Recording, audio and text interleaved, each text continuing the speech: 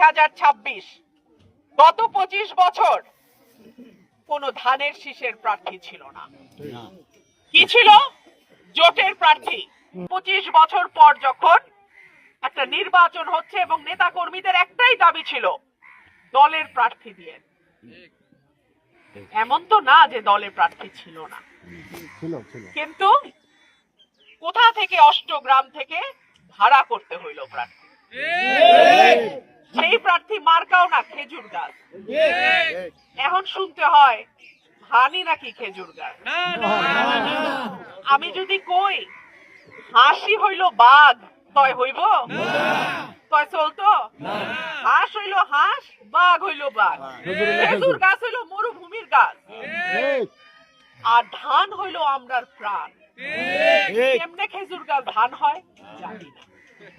প্রিয় ভাইরা আমার, আমার যারা সমর্থক, আমার যারা ভোটার, আমার যারা নেতা কর্মী আছে, তাদেরকে আমি বলবো, আমি 17 বছর শেখ হাসিনার আমলে তার মতন শক্তিশালী সরকারের চোখে চোখ রেখে কথা বলছি।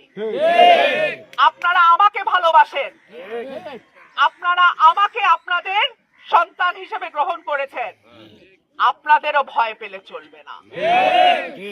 যদি কেন ফোন আসে যে আফার কাছে যায় না, কইলাম গেলে বিপদ আছে, আইতে পারে, নির্বাচন সামনে রেখা অনেক কিছুই হইতে পারে, আপনারা কইলাম ফিরছেন না।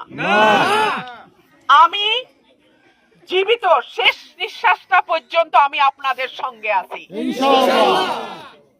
আপনারা আমাকে ছাইরা যায় না। একটা দেশে দল আসবে, দল যাবে, ক্ষমতায় একবার এই দল আসবে, আরেকবার ওই দল আসবে। ক্ষমতার থেকে গেলেই যে একেবারে চাঁদাবাজি ধান্দাবাজি কইরা 2 মাসে 200 কোটি টাকা কামায় ফেলতে হবে, এইটা তো ঠিক না। আরেকজনের ব্যবসা দখল করা, বালি উঠানো, মাটি ভরাট করা, এগুলা তো ঠিক না। ঠিক না, এগুলি করলে মানুষ দূরে সরে যায়। মানুষ এমনিতে দেখা যায় যেন কিছু কয় না, কিছু কয় না। মানুষ কখন কয় জানেন? ওই যে 5ই আগস্ট হাসিনা টের পাইছিল, মানুষ যখন জাগে তখন কি অবস্থা হয়। সেই জন্য আমি শুরু থেকে বলে আসছি যে চাঁদাবাজি বন্ধ করো, তোলা তুলা বন্ধ করো, মাটি ভরাট বন্ধ করো, জমি দখল বন্ধ করো, অন্যের ব্যবসা দখল বন্ধ করো, মামলা বাণিজ্য বন্ধ করো। আমি যতদিন বেঁচে আছি এই সত্য কথা আমি বলতেই থাকবো। যেই অন্যায় করবে তার বিরুদ্ধেই আমি বলবো। আমার নিজের বাপও যদি ভুল করে আমি বলবো, আব্বাজান আপনি এটা ঠিক করেন নাই।